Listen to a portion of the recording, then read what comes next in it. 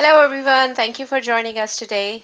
Today, as part of the Women History Month, we are celebrating throughout the month by sharing stories of amazing women entrepreneurs from Pakistan and also having some panel discussions with the leading women in tech and entrepreneurs from Pakistan.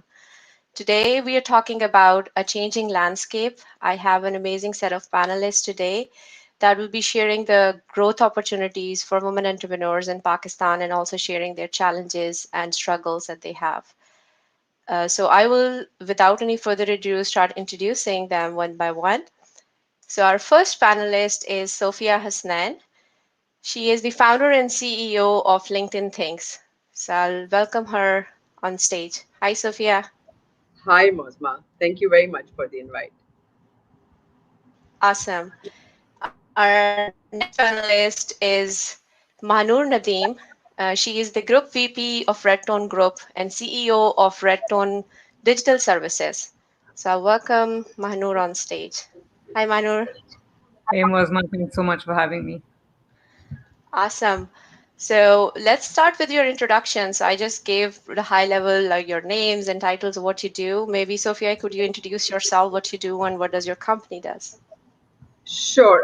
So I'm Sophia Hasnain. I have done B in computer systems engineering and then masters in electrical engineering way back 22 years in the field.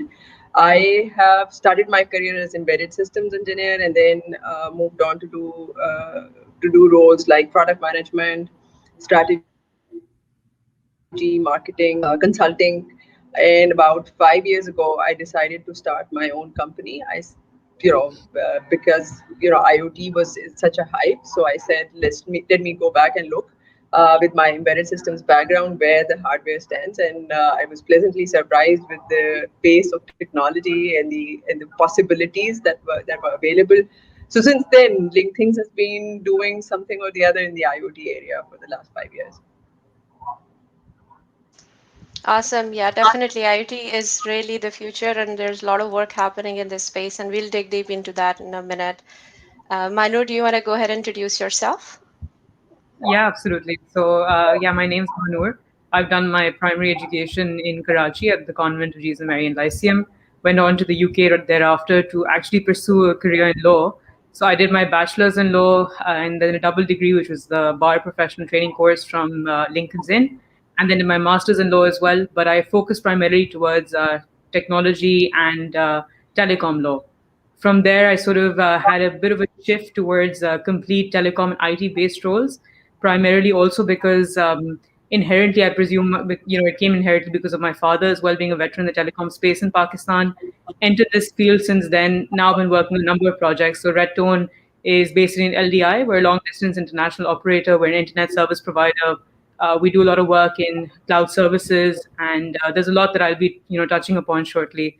But overall, we're a technology-focused firm and Pakistan-first firm.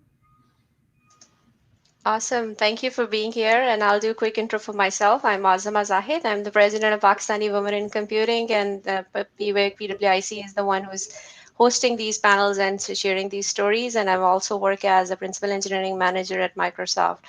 So with that, let's get into some questions. For the audience who's listening, if you have any questions, feel free to put them in the chat, and we'll get to them towards the last 15 minutes of this session. And my first question is to both of you. Maybe we can take one by one.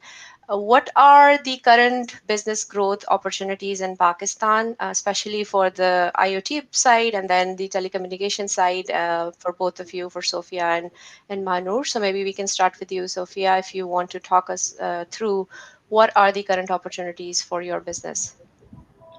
So I think in the last year, a lot of things have changed, and IoT, which I had been trying to push for the last 5 years, and everybody said, "What's the use? Why?" And we have cheap labor, and we can actually do a lot of things using that labor. That whole conversation actually just flipped, and I had a very busy year last year as well, and this year, from the revenue perspective, we're doing very good. And the reason is that there is no question of why technology or why IoT or why I need to know what's happening on the on my plant. There are a couple of things that we need to look at, like Pakistan aspire to export, and on the other hand, economically, it's not doing so well in terms of people's own purchasing power.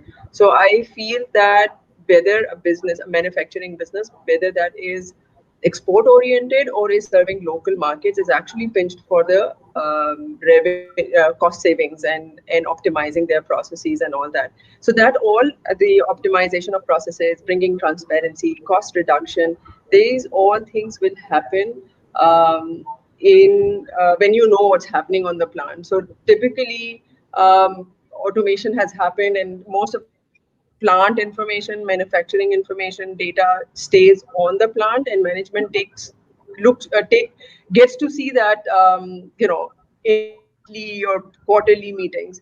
Whereas I think the scenarios are changing pretty rapidly, then that you need to actually know what is happening and how to optimize it. So I see great opportunities for IoT in the industrial as well as consumer space.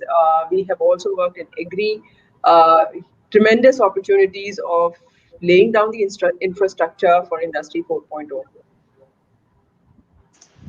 Definitely. I think the points that you hit upon on the automation, the industrial revolution, and all of that stuff, especially the data. So I'm from data discipline, so really love to see data about like what are the key things we can optimize in our manufacturing and industries as well.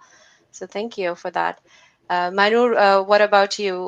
What do you think are the business opportunities, especially from your perspective?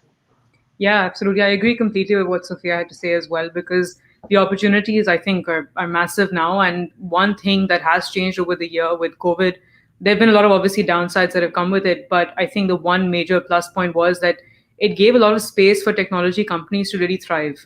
And I personally feel that that space existed for a long time. I mean, I've been observing the Pakistan market for the last few years, but it was just a little difficult to really find that space to grow at a good pace, which is what was making maybe a lot of entrepreneurs or other companies a little reluctant in investing into the right technology and infrastructure for the area. But I mean, for us, for example, if I talk about technology or I talk about digitization, that's primarily where our focus lies. And we've seen a huge space, and I think everyone's seeing a huge space, whether it's retail digitization. You can see the likes of many startups coming in and doing really well in the space in the matter of a couple of weeks to a month as well. They've scaled really fast. We've come into cloud technology as well. So we were operating internationally before, but just weren't sure whether Pakistan was really ready for it. But it's been great to see that, yes, the journey has started towards the cloud. You know, we operate in many countries around the world, but I think the penetration we're finding in Pakistan as well has been huge. And then again, retail digitization, we started in Mexico and the South American market. That was where the focus really lied for us. And all of a sudden, when we saw this space come up, where even your local kiryanas are saying, we're happy to go online, which is really a very very big step, I think, towards moving digital, because they make up predominantly a huge chunk of your economy as well. So yeah, a lot of space there. I think everyone's finding that space, everyone's jumping in, and I think we're happy to be part of that ride as well.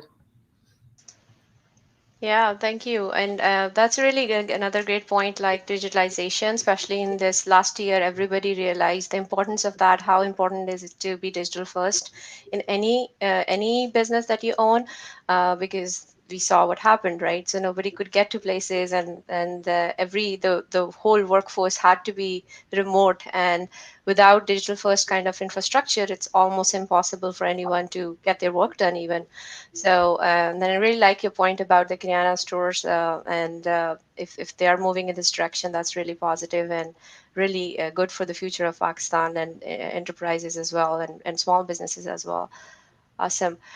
So, in terms of, we talked about the business growth and all of that, but what are the major challenges in that sense? Like, as this is growing at a fast pace, as I see in the last 2 3 years, this is like exponential growth happening in the ecosystem, startups and enterprises and big companies as well. So, what do you think are the major challenges that we are facing right now in businesses for Pakistan? So maybe this time we start with you, Manur. Sure. I'll take on my thread for digitization, and I think the challenges that are there are obviously are enormous, like there would be anywhere else in the world. But I think we're really overcoming them. If I talk a little bit about the challenges that I've personally seen and faced thus far, are probably around the space of acceptability. Pakistan tends to be a little bit of a follower market, so bringing any of your new technologies yourself is a little difficult to get acceptance as quickly as you possibly could with an international player who has a bigger market share or a bigger name, let's say. So that's been one of the challenges. But I think, again, I've been blown away by the acceptance that has come across. I really thought that we would struggle during COVID, but as Sophia also said, that revenues have really peaked, and I think we've been blessed in that space because a lot of industries have been hit hard. But I think technology, innovation have not just grown in terms of revenue, but also in terms of the ideas that have come about. And I think first we would aspire to digitize, but now the necessity to digitize has also come about. So I feel challenges, again, yes, are there. And one of the major challenges that Pakistan itself faces and continues to face is infrastructure. So for any digitization process to take place, there has to be core infrastructure that it's going to rely upon. So that's one thing which a lot of companies are moving towards. We're also an internet service provider, so we're also looking to kind of enhance our own infrastructure and also the one around us. But that's happening, I think, at a good pace now. So yeah, I think most of the challenges, the good thing is they're being addressed, so they're not just being left there as challenges. So I mean, yeah, in my perspective, that would be probably the biggest challenges at the moment.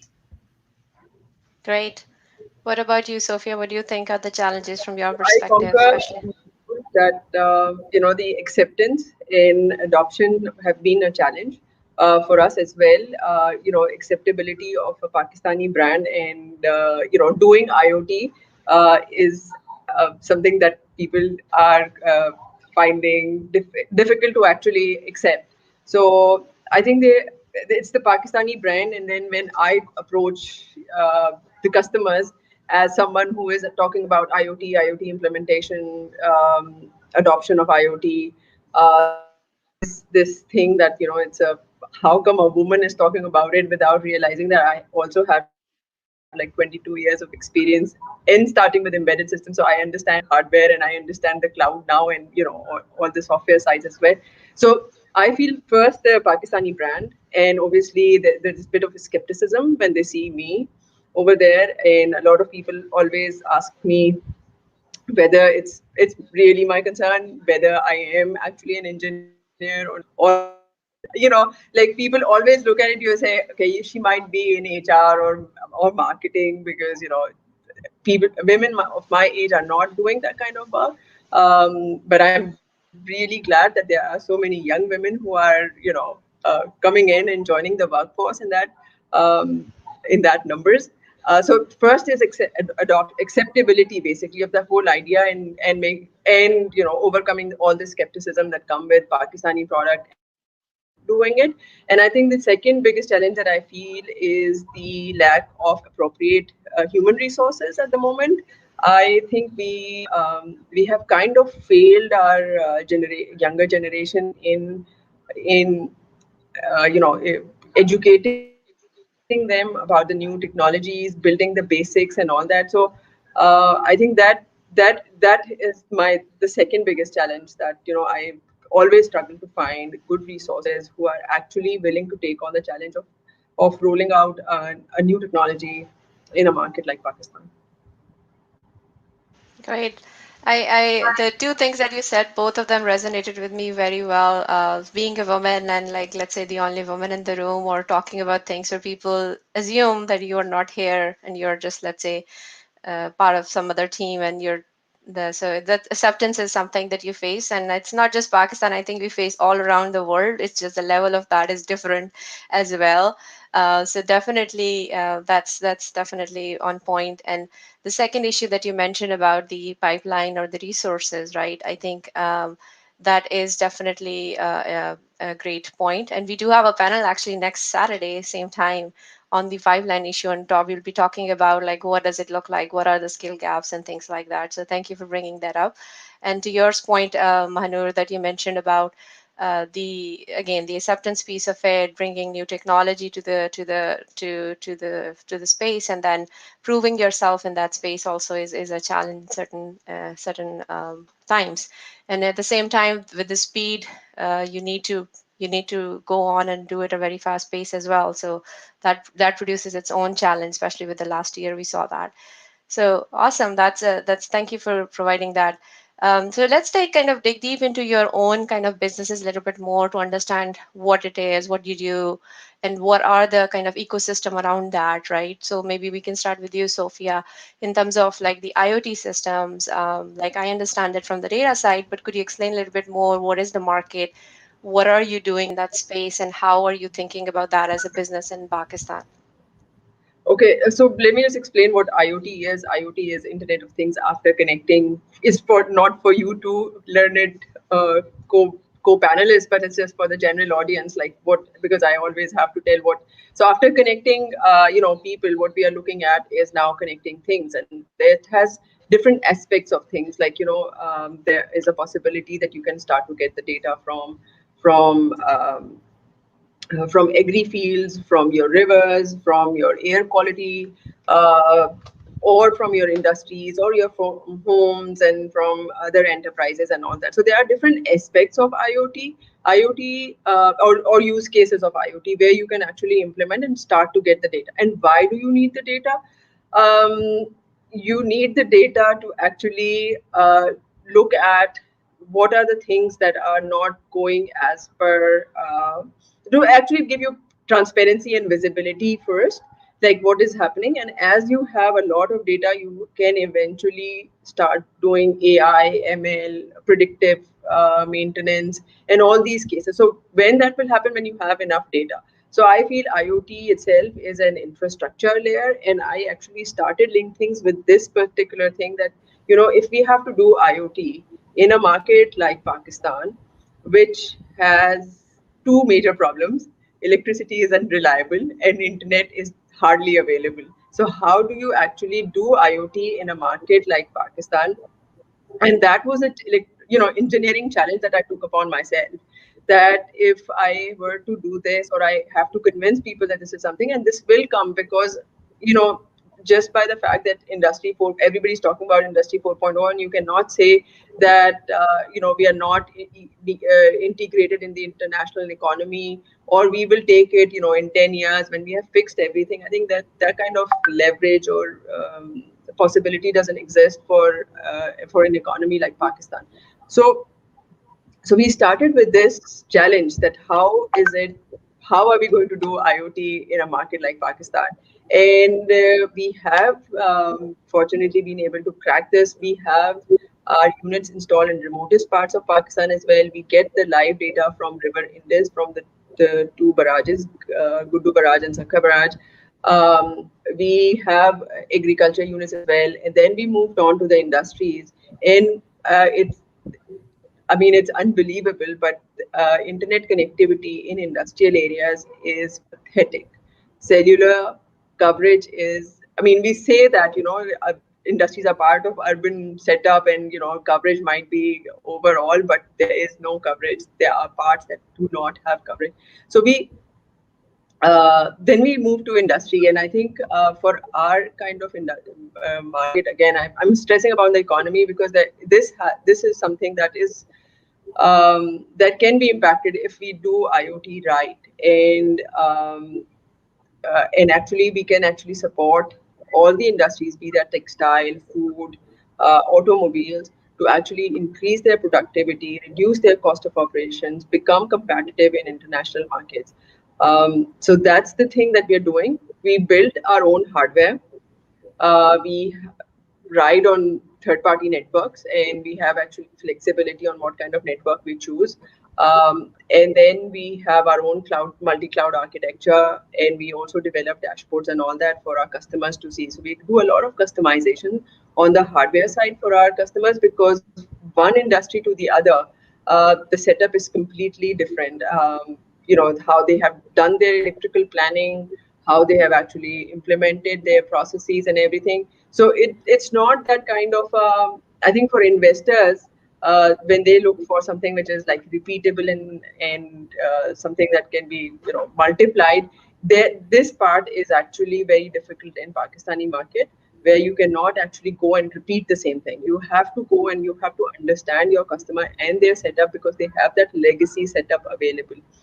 Uh, so we actually work with our customers very closely, try to optimize their setup as well. But mostly our uh, Sort of our aim is to provide them IoT at a cost-effective way so that they can actually implement it, get the benefit, increase their profitability with minimal investment in technology. Awesome. And it's really great to know that you have your own hardware side of things as well, and then the infrastructure and all the platform and I customizations had also to that do you're it. I had to do it. I'm embedded systems engineer. yeah, yeah, that makes sense. That is coming from your background as well, and I'm really happy to know that because that's the space that not many people know about it. It's really hard to do. So it's yeah, kudos to you for doing that, and especially the Thank you. places where you're installing it with the connectivity issues, electricity issues, and all of the infrastructure like basic necessities that are not there or not reliable. How do you consistently get those data metrics and perform on that? That's a great challenge, and I'm happy to know that you're solving that and have solved it already. So awesome. Thank you. So moving on to you, Manur, do you have spearheaded many kind of products, digital products and others, and cloud computing and other infrastructure as part of your company? What are the key things that you think that make you like the differentiator in this space? And if you can tell a little bit more about your company, that would be awesome. All right, perfect. Thank you. Well, we've been doing a lot, and if I am to kind of bring it together in a nutshell, I would say that REDtone can be maybe bifurcated into two areas. One would be connectivity, and the other is a focus and a strong focus towards digitization and digital technologies, and more importantly, disruptive technologies for the region. So, when we started off, we've been around in Pakistan since 2004. My own journey began with the group a little over 2.5 years ago. And what we aim to do right now in the connectivity space is that we have been providing satellite connectivity since 2012. We have been providing internet connectivity for the last number of years through fiber, through radio, through trying to really better the infrastructure that I touched upon earlier on also in the conversation. And that is really where our core was and remains. And obviously, using that infrastructure and riding on it, whether it's the remotest of areas or whether it's even sort of metropolitan cities like Karachi, the idea really is to go as digital as possible because, as you also touched upon earlier on, is that COVID really made us realize that the only way to really survive was if we were able to go digital and be online. And as you can well see, we're all sort of connected with our offices, with our workspaces from home.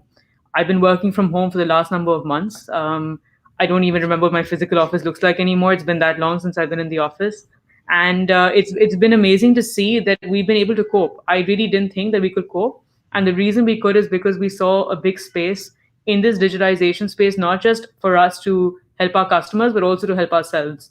So in that space, we've been working in a couple of verticals. You can't digitize everything. There's a lot that needs to be digitized, but we really focused on our niches or our space really. So the first kind of idea that we brought upon in Pakistan, we started working on this maybe in March, just when the lockdown started. So we had a lot more time on our hands. I will have to say that I am grateful to COVID because really all my focus has been on work. There's been nothing else to focus on. So 24/7, a lot of sleepless nights, but we've been able to achieve a lot. That I think had COVID not been there would have been a little bit more difficult.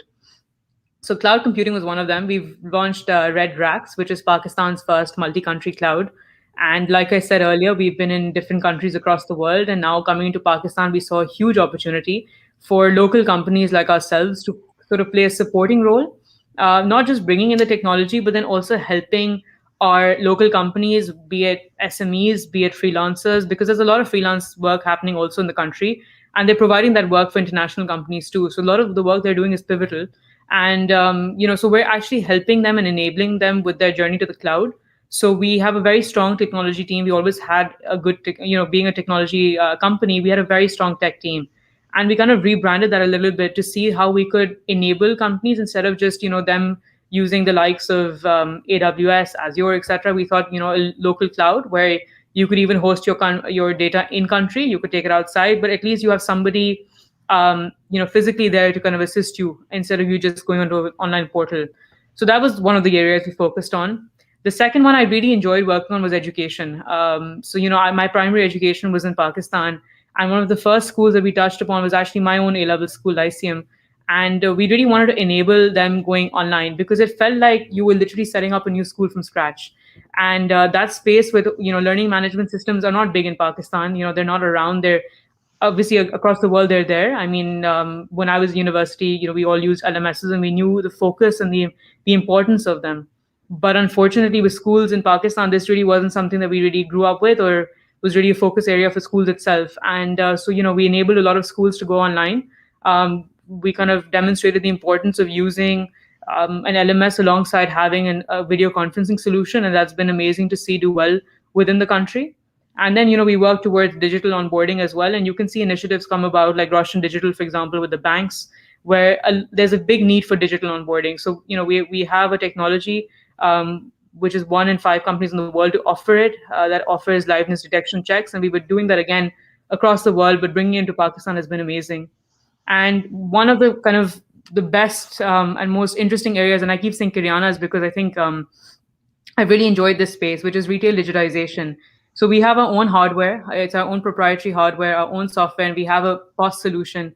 And I wish I was in Pakistan right now because I could have shown it to you. But it's really interesting because it's a small device that we have, which Kiryana store owners get to keep, and it connects them to an ecosystem comprising of the manufacturer, the distributor, and the end consumer. And I will touch upon data as well because our kind of play over here is also data. So you actually get a lot of real-time data from these Kiryanas, which, as I said, accounts for a large percentage of your economy. And that is now going directly into the distributor and the manufacturer, who have live dashboards to see how they want to optimize it, how they want to use it, how they want to improve their own operations using it. And then again, for the actual customer, who's our customer, the merchant, we enable them to sell a lot more to their customer. They can do bill payments, they can sell mobile top-ups, they can even do online deliveries now. So no lockdown should really affect them if we do, God forbid, head into that direction. So the idea is her store superstore, and we give them an aspiration which is beyond a brick and mortar store and enables them to cross sell. You can go and buy the latest iPhone from your Kiryana store as well. So that's an initiative called Red Retail, and it's been an interesting space to be in. Awesome. I really happy to know that and get to know the all the different multifacets work that you've been doing, starting from the cloud computing itself and then the retail space and also the digitization space. I think all of them are really, really needed. And yeah, thank you for doing that and sharing that with us here today as well. So we do have some questions coming in as well. I do have a couple more, and then we can get to the audience questions as well. One question I wanted to ask is, any one of you can answer, both of you, is what do you think about the ecosystem, like the support system around in Pakistan in terms of investments, in terms of government initiatives and incentives? I think there's one question from the audience I'll show on the screen here as well, which talks about what do you think is the support from the local government and infrastructure and incentives for your businesses in that perspective. So maybe Mahnoor, if you want to take that first, that would be great. Sure. Interesting question. There is really, I think, a lot coming about, at least in our space. I mean, just recently, I don't know if you saw in the news, but telecom has been announced as an industry now. A lot of incentives coming in there, a lot of incentives to enable us to bring new technologies and to improve infrastructure. Right of way policy was one of them. So, Pakistan Telecommunication Authority, PTA, who is our regulator, they've been working on a lot of policies which have been really interesting to see. So right away will give us, I don't know if you know, but it's very expensive to lay your own fiber across the country. And if you want a buried network like you have elsewhere in the world, there needs to be major investment to go into that space, not just in the fiber itself, but just in, kind of laying it.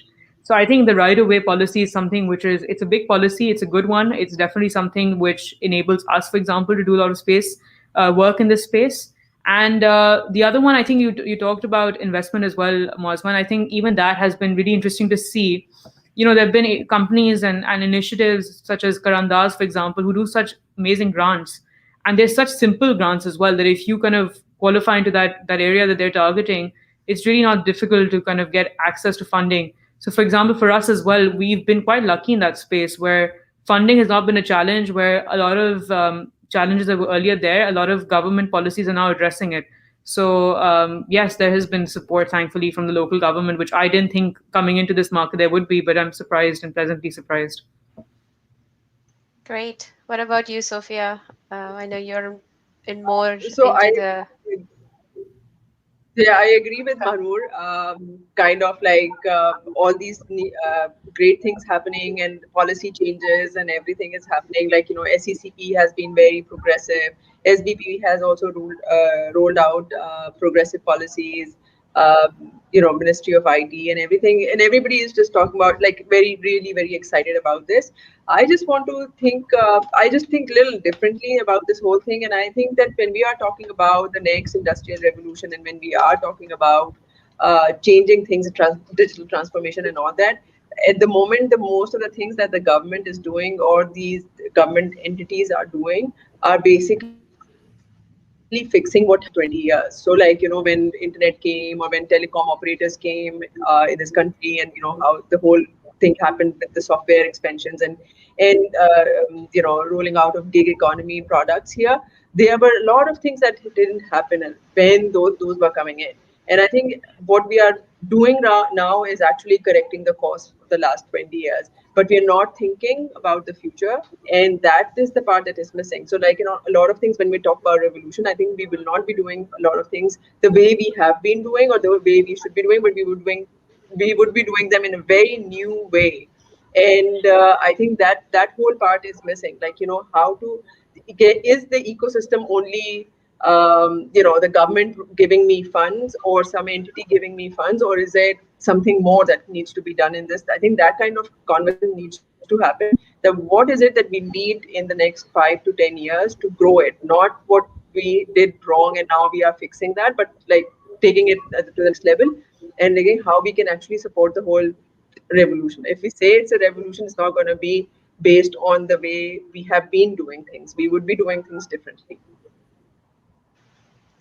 Yeah, I think I agree with you over there. So that's a good segue to my next question, which is like, what needs to be done to make it better, or what's like next in this, right? And what we should do further to enhance like businesses like yours and Mahnoor's, and also beyond that, like for women entrepreneurs starting, because a lot of them are in our community that might be listening today or will be watching this video afterwards as well. So what do you think that needs to be done to support them also? Sophia, if you want to take that as. I think first thing is that the as I said earlier as well, the best thing is that more and more women are coming into the workforce with varied backgrounds as well. So some with local education and some with US or UK degrees. They are coming back and they are joining the workforce and they are challenging the status quo. So that is, I think, the best thing that is happening right now. Um, Not all of them may be challenging the status quo, but there is something that has started, and women are realizing that they themselves are realizing that the social boundaries are actually very, very restricting for them. So they are taking up, be that kind of like coming out in the form of Aurat March or challenging the status quo, challenging their own personal growth in businesses. That is happening, and I think that is the best thing that is happening. Um, as far as what they should be doing, they themselves should believe in themselves, have a belief in themselves. If they get these kind of conversations, like, women cannot do it, or women, this is something that is not their territory, or you know, get sort of like, dejected by the comments that they get, they're not going to go. So the first thing that women should have is a belief in themselves. The second is that we all, I think now, when we are challenging the status quo, we have to come out confidently and talk about things and take the leadership in the normal workforce, be that as an entrepreneur, as a worker. You have to take the leadership role and go ahead and that will happen if you have. So believe in yourself, assert yourself, and move forward. There's nothing, I think, that is going to stop you if you just focus on what you want to achieve. And the world is changing for you. So be ready. And I think, to young women, I think I always tell them that the best thing is that, I mean, if you have an opportunity to choose your life partner yourself, make sure that you find someone who can actually support your goals, your dreams, and make sure that you actually achieve them as well. So this is very, very important that if you, when you are selecting a life partner, you should make sure that that person believes in you and you can actually, and he or she, yeah, is going to support you. Yeah, that's a great Any advice. personal And advice? somebody also said that women can do it. It's a really, really positive note for everyone who is trying to get their foot into entrepreneurship or whatever you're doing, right? You then also I like the thing that you said about the support system. There's like I always say that you're born with a support system and then you build a support system around you, and there are choices that you do around that as well. So a community like us is also a great way for you to find like-minded women in tech around the globe, and you can get connected to them. You can get advice from them, and amazing folks are here on the panel are there to support you as well. So yeah, thank you for that. So what about you, Mahnoor? What do you think are the things that we need to do further in terms of like our ecosystem, and what is kind of your advice for the women who are listening, or men also?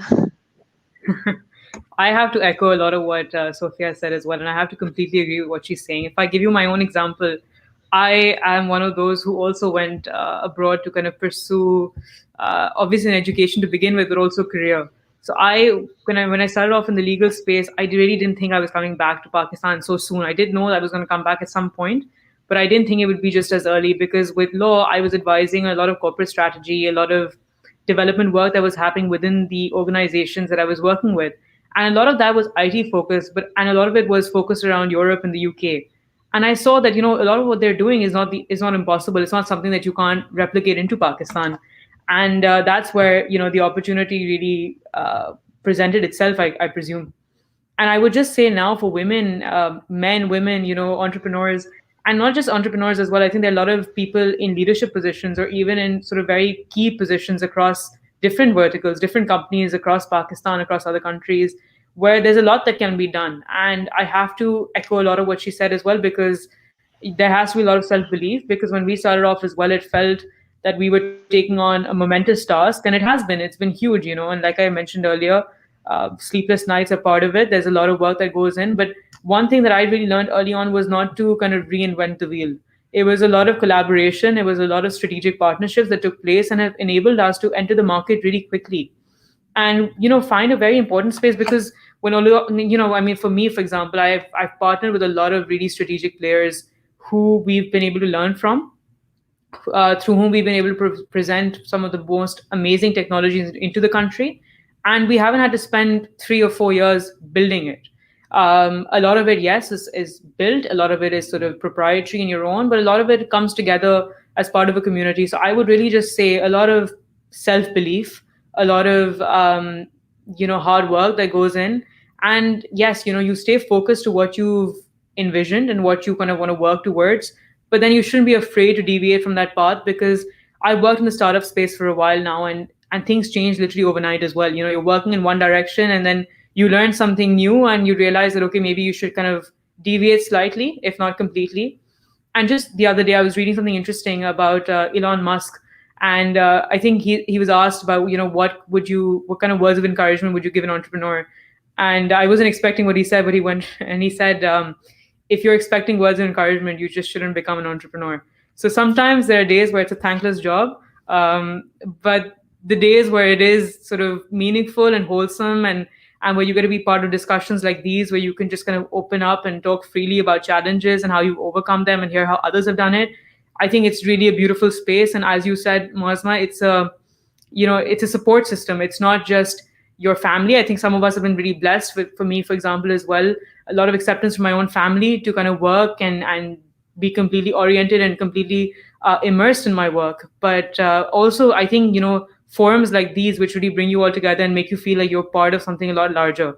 So yeah, I'll boil it down to self-belief, hard work, and motivation. Yeah, you nailed it, and I think it's a good summary of the advice from both of you as well. Like, I totally, totally believe in that, and I really like that thing that you talked about in terms of the if you're an entrepreneur, and if you're looking for like a pat on the back all the time, that's not going to happen. You have to show up, you have to be consistent, and that advice is applicable even if you work in if you're not entrepreneur as well, right? Because you have to show up for your goals, for the things that matter to you as well, and be consistent and show the hard work. So yeah, awesome. Thanks for all the advice. We do have a couple of questions from the audience. I'll bring one on the screen here and read it for you. So this is from Tuba. She's asking, how is the future looking for RPA in terms of acceptability in Pakistan? So if one of you wants to take that. Sophia, do you want to take that? I don't know what is RPA. Sorry for my So I ignorance. think it's the robotics process automation. Okay, okay. I think I think we have to go wait a little bit for that thing to happen. Mainly because that's not something that is an incremental technology, but that is going to come in, and our industry will have to actually she adopted and invest in it. I'll go back to the same thing that in our kind of economy where there are a lot of expenses, and we have to also become competitive. I think RPA is going to come little later.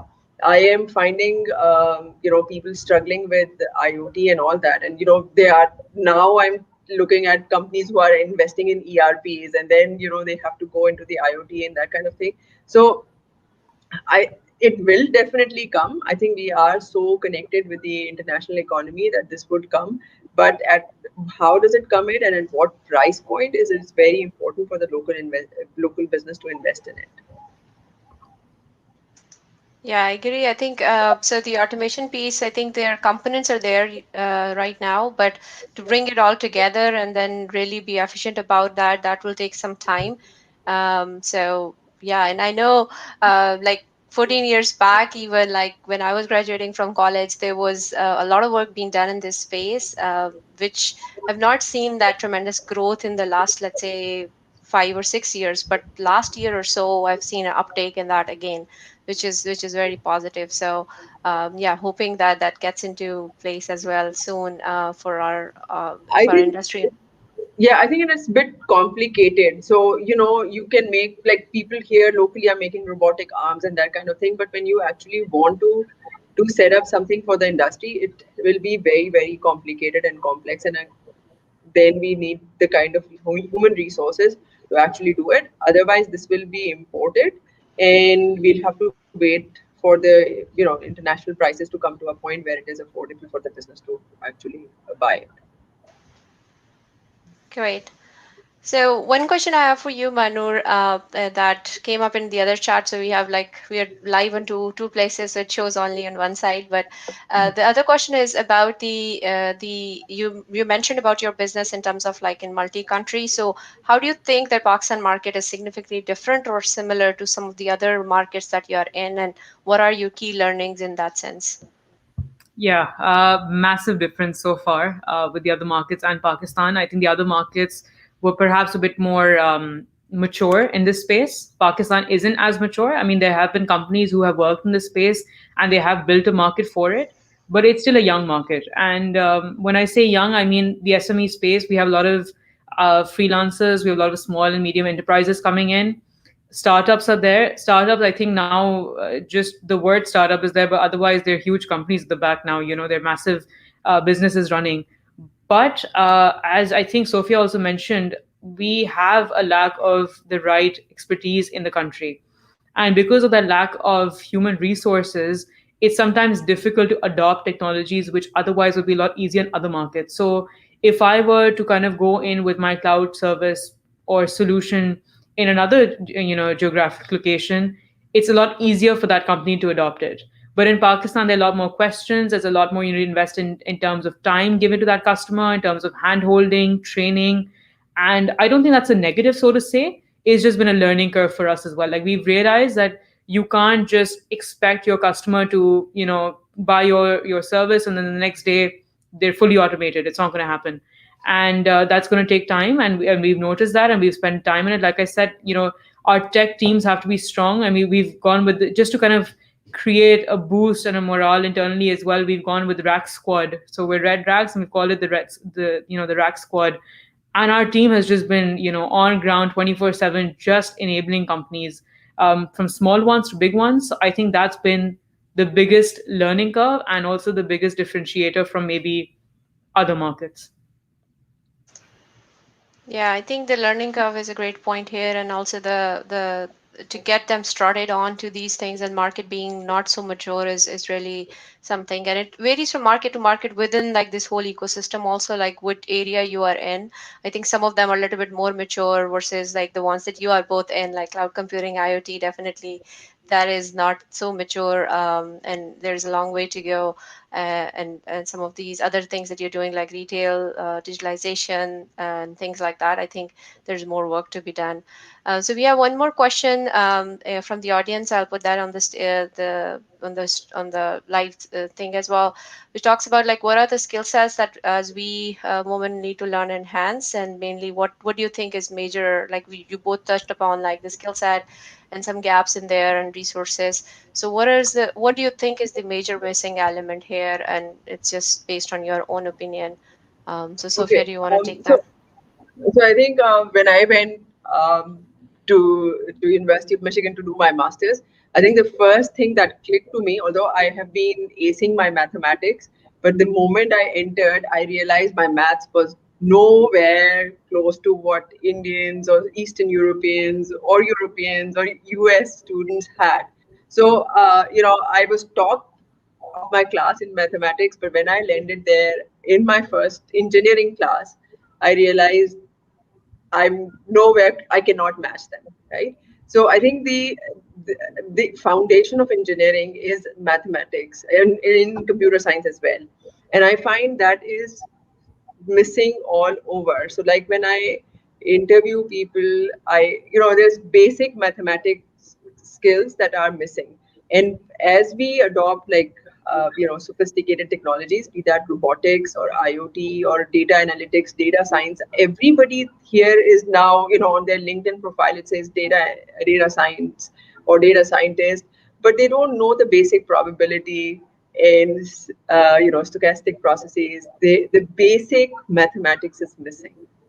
People know a lot of tools. They know how TensorFlow works or how Python works, and they can pull all these tools, but they don't know what they're doing, and that is absolutely dangerous. And similarly, like on the software side, like I interview people who have done BS computer science or BSc or whatever. um, they know their React and Angular and everything, but I think I will go back to the basics and I will ask them, what do you know about computer science? Like, how you can actually do something which can you write a C code? But that's the whole thing is missing. So unfortunately, in this whole rat race to produce more graduates, what we have done is we have um, got all these people who can actually do certain kind of work, which is not, I'm not kind of saying that that's not important, that is important. But when we are talking about new technologies coming in and Pakistan contributing towards that, we need to actually go back and do the basics right. I think I don't care if somebody knows Angular and React or can do wonders with TensorFlow if they do not know what they're doing. And that is something that I always, I mean, that just bothers me when I'm doing interviews, when people cannot pick up a pen and pencil and draw me a circuit as an electronics engineer, or cannot tell me how the thing is working.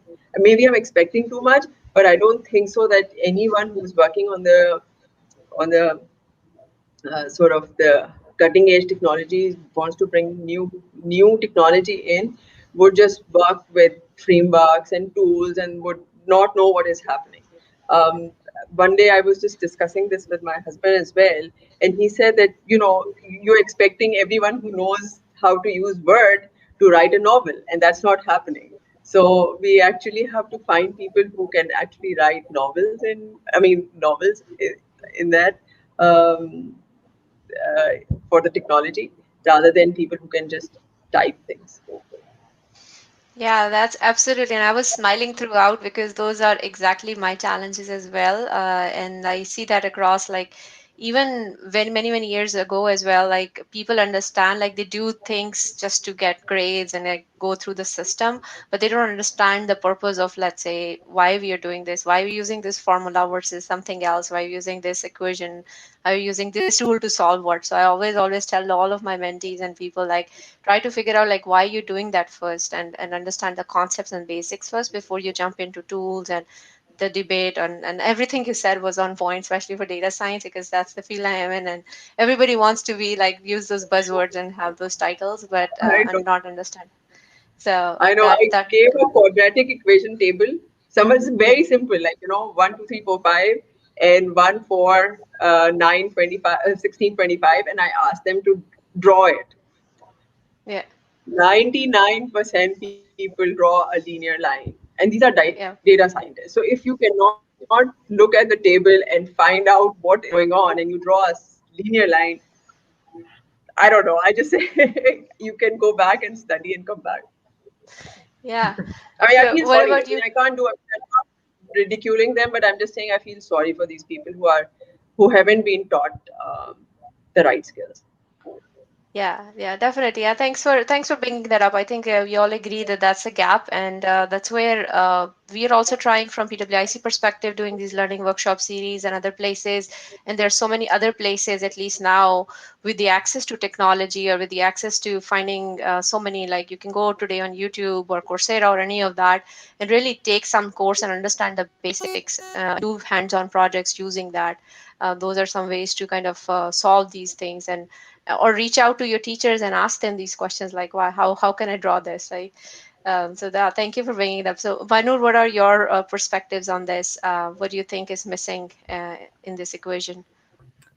Yeah, I think there's a lot that's missing, and I'm not going to touch upon the technology side of it because I think Sophia's covered it up so beautifully that I will steer away from that, and I'll go more towards the commercial and the strategic side of it as well. So I feel like the reason why basics are being left out is because it's become such a rat race. I mean, everyone's sort of just moving aimlessly without really realizing why did you actually choose to study what you chose to study. It's not just about what you're going to do in the next 10 years. Just focus on what's just happening even now. But what's happening really is that people are going in with a very sort of tunnel vision, which is just focused towards, okay, I got to get through these exams, I have to ace them, and I have to get a job. But I think if we move past that, if we go beyond that and actually look outside of just that little tunnel of our university or of our school and look beyond it to see what's happening in our landscape, whether it's our location, whether it's other countries, whether it's other economies, just see what's happening there and what space within those economies are you looking to address, or are you looking to work towards, or are you interested in? Simply speaking, just what are you interested in? So I think if people are kind of focusing on those and then building their skill set in that space, as opposed to just trying to acquire everything and then having no direction at all, that really seems to be one of the biggest problems that I've been noticing. We interview a lot of people as well, especially from a strategic and commercial point of view. Uh, they really don't know what they're doing. They say that I'm, a chief strategy officer of so and so company, but what is the strategy? And they go on for like a 10-minute long rant, but I don't get just the vision or just the strategy in like a simple line. So if you can just focus on like what you're working towards, if you can build a skill set around how to present that, how to remain focused in terms of soft skills as well, because a lot that's being left out, I feel, with education. And I'm not just going to point any one country's education system. I'm going to say just more generically, are soft skills really, and those soft skills go a long way in getting a lot done. You can have the best of technology, but if you can't present that and show to your customer the value and worth of that technology, you might as well keep it home because it's not going to flourish anywhere. So yeah, I think a lot of work needs to be done in that space. And I also have to echo Sophia's thoughts around the fact that you feel bad for them. You really do, because there is a lack of opportunity within the country and a lot needs to be done. And I love that initiatives like yours as well. I mean, you're all the way in the US and doing what you are with PWIC is brilliant, because women get to see what they're missing and what they can work towards, even if that doesn't exist in their school or their university. You can just acquire that by watching videos online. So I've learned that. I've learned that myself over the last few years, and I think it's been amazing to see other people coming up in this space, and women coming and young girls coming, and so yeah, the skill set is slowly improving, but I think more deep focus towards what's happening just outside of the grades that you're trying to get. Yeah, I think that's a great point, and that's where, like us and many other organizations now in Pakistan and beyond, are also trying to do to bridge that gap between industry and the education system and figure out like what are you missing? Exactly what both of you said, right? And I really like your point about the soft skills as well. They're equally important because I've seen really brilliant engineers, but if they can't like work with others, they are not like team players. If they can't really communicate, as you mentioned, it's really hard to grow or to learn and to work with those folks as well, right? So it's really important to know that side of things and equation, that side of equation as well. So yeah, thank you for that. We have one more question that's for you, I think, Sophia. It's about the IoT industry. I'll just quickly summarize that. Basically, so some of the universities that say are coming up with IoT programs. So the question is, do you think that IoT market is ready to or will be mature to accommodate these graduates once they graduate? So first of all, I completely disagree that IoT is a discipline in itself. I think IoT is a combination of different disciplines. So somebody who's working on hardware part of IoT has to ace electronics. They cannot do without electronics. So I think you need electronics engineers. There is nothing that is an IoT degree. You need electronics engineers who understand uh, good electronics, can build good, stable, reliable product. So you need those. You need people who actually know the basics of networks, communications, telecommunications. You need those people. You actually need people who can set up the cloud, people who can actually do data science. You need people who can actually do AI, ML on the data that is coming. You need people who can actually present the data, create reports, and all that. So I know that a lot of universities here are jumping on this bandwagon and saying we offer IoT. IoT in itself is not a single discipline.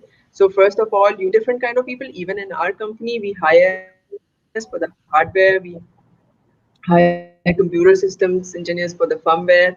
We also hire computer scientists to do the whole software development for us. So there's a combination of different kind of people. We also need technicians. So we actually hire people from different the basic technical institute, people who have technician degrees like diplomas in electrical technology, or have done some courses on actually installing the hardware and all that. So it's full thing. You cannot teach it as one discipline. You'll have to actually focus on. It's up to them. I think that it's going to change its form as well. So in 2005, it was 2006. It was called M2M, machine to machine, and a lot of focus was on the hardware side and all that. And then over the years it became IoT, and I think the first time it was used in 2012 or 13 when they started calling it IoT or Internet of Things and all that. So I think the name would change, right? A lot of people are already doing analysis as a service, or calling it sensing as a service, or IoT as a service, and whatever the industry. So industry name is going to change. Your basics again. If you know your maths right, you know your electrical engineering, your electronics engineering, your computer science. This is a technical area, and you need to have the degrees. The basic degrees are required. Basic coursework is required to crack it. Great. Yeah, I think we got some comments and agree with that as well. So understanding of all of that, and it seems like it's an umbrella of all of that. So thank you for explaining that as well. So we are at time. I wish we could just go on and on. This has been such a amazing discussion today with both of you, Sophia and Mahnoor. Do you have any parting advice for anyone who's listening? That would be great. So maybe Mahnoor, we can start with you. Yeah, firstly, thanks so much for having me. Honestly, I wasn't expecting it to be this much fun. IoT, I absolutely love, by the way. We've been working in this space in a very limited capacity compared to Sophia and her company, but it's been amazing to hear so much and learn so much as well. And I'm looking forward to kind of meeting up as well in person, hopefully. So, yeah, I mean, I'm going to take you up on that very soon. So as soon as COVID settles down, I mean, there's a lot that can be done, and there's a lot, like I said, don't reinvent the wheel. Look to collaborate, look to see where you can build more strong strategic partnerships, and that's what I'm going to leave off with is collaborate as best as you can. There's so much talent in the country. There's so much coming in, and it's going to be so fun to see. I think over the course of just this year alone, how much more is going to be achieved in Pakistan. Awesome. What about you, Sophia? So again, thank you very much. I thoroughly enjoyed this session. It's been a long time that I have a discussion in a women's only group. So I thoroughly enjoyed, and I would like to congratulate you on setting up PWIC and running it so successfully. I think uh, I don't know if you know. Back in the 90s, there was an organization called International Organization of Pakistani Women Engineers, and I used to be part of that as well. But I mean, we didn't have the kind of networking opportunities, and some of us were in the US, some were here, and we tried to set up chapters here, but it was all very complicated. And I think now I kind of really like the way you guys are doing it. So kudos to you, and all the best. Yeah, thank you. And I wanted to put this out like all of our events are open to anyone. So actually, last year we did our first Get Hired event, which was our first like virtual hiring event for Pakistan. And then when we did with one we did in US also, and there were men and women and all of them. So we are always welcome everyone, and we think that men are also part of the equation because we can't do this without them. We need them to be our allies and sponsors as well. So um, Absolutely. Absolutely. yeah. So I cannot thank you both enough for this discussion. I really, really enjoyed it, and I'm seeing a lot of comments coming in. Thanking you both on this, and thank you for sharing your expertise. Thank you for sharing and also about like talking about your businesses. I wish you both all the very best, and I will definitely be in touch with you for future. And again, thank you so much for being here, Sophia and Manur. Stay safe, stay healthy, and stay sane. I say these days, and hope to see you in person sometime soon. Bye. Thank you. Thanks. Bye. Thanks. Bye.